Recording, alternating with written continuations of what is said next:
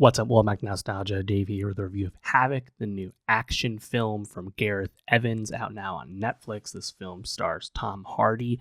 And yeah, I was primarily interested in Havoc because this is a film that has been in development for such a long time. This film was shot in 2021, and there was all this development hell, will this movie even come out type talk around Havoc. So then when it finally, with kind of little fanfare, got a release date, and then it in fact came out on Netflix, I was like, we had to see what all the fuss was about. Of course, part of the reason that this film was delayed was because apparently it needed reshoots, which of course got strike delayed, so I guess that makes some sense. But even still, those reshoots probably could have happened before the strike, so perhaps there were scheduling issues. Either way, the movie is here, and of course, Gareth Evans deserves a lot of attention as a filmmaker. Of course, the director of the Raid films, big part of this TV series Gangs of London.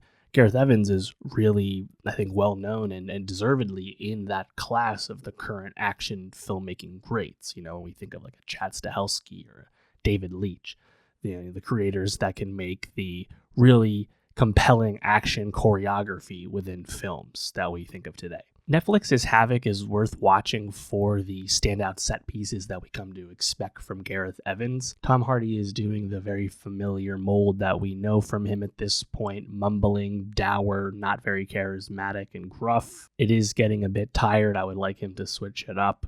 He acquits himself well in the action with this film, unsurprisingly. Nothing really stands out about the plot or the storytelling with Havoc, but two key sequences, one within a nightclub and one within a small house, are incredibly fun, creative, choreographed action. And because this film is from Gareth Evans, that action really stands out for its off-the-wall nature, and it's quite a lot of fun. However, when we're not in those action set pieces where Evans is flexing on us, there's nothing too exciting going on. And I guess I should actually factor in the opening set sequence as well, where we see this elaborate, heist car chase concluding in a washing machine full of cocaine being thrown into the windshield of a pursuing cop car.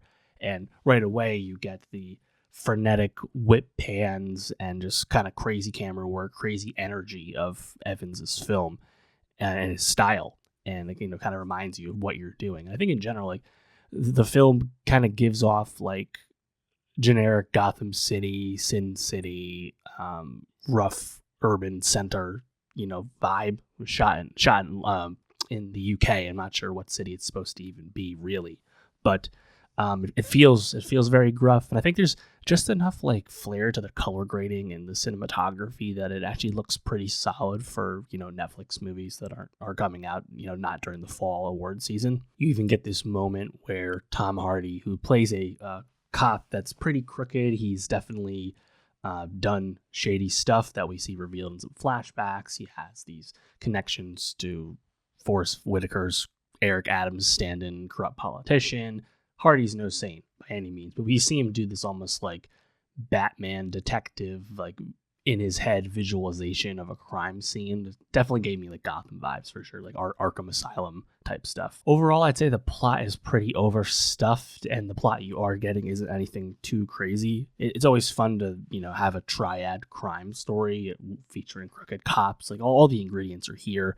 Something really stands out all too much. I think there's probably a few too many characters. You don't get enough time to really spend much attachment to them. But again, like, if you're here just for the sequences, and the sequences I think definitely deliver. I will say, like, the beginning of the movie almost felt like, to me, like the audio mixing was like kind of off. I was constantly turning it up and turning it down, and I don't know if that's just Tom Hardy's way of delivering lines these days, where sometimes it's hard to understand what he's saying. He's thankfully not wearing a mask in this movie. He's playing off the meme at this point. And to get to that nightclub scene, actually starts off with a oneer shot, a la the Copacabana, shout out Scorsese, I guess. And that's pretty fun. And it doesn't take long for Timothy Oliphant's crooked cop to be revealed as the killer. That's kind of, result of the inciting incident that kicks off all the plot. It's obviously fun to have him be an antagonist. He's such a charming, charismatic performer, as we know, and he's really playing into that with this. I think the nightclub scene too, like, it definitely holds up its end of the bargain as nightclub fight scenes go. I think very recently, of course, of John Wick Chapter 4. The scene with was it in Germany, in Berlin? Was it? Obviously, that was incredible. But like Tom Hardy does his awesome slide tackle in this scene. There's just a ton of fighting with all kinds of hand to hand combat. It's quite good. Then you get this house fight that is really off the walls later. I mean, you see this like slow mo shotgun double tap. There's stuff falling on the people. Hardy and friends are grabbing weapons off people they kill to keep shooting and keep up the pace. There's a verticality aspect when people go under the house and shoot from below. There's a crazy harpoon gun kill on one of the heavies. Like, it's good stuff. And I think if you're an action fan, like you want to see like action done well, this movie is worth watching for all of that. Now, it doesn't have the world building and the lore, and of course the audience connection to the characters, like the John Wick franchise. Of course, it doesn't. But Havoc, honestly, given all the trouble and bad buzz around the movie for the past few years after it was originally shot, turned out pretty decently. And I think this is a movie that, of course, will do very well on Netflix. This is a perfect fit on streaming, to be honest. Let me know what you think of Netflix's Havoc. What you like most about the film? And for more movie reviews, subscribe. I'll see you next time.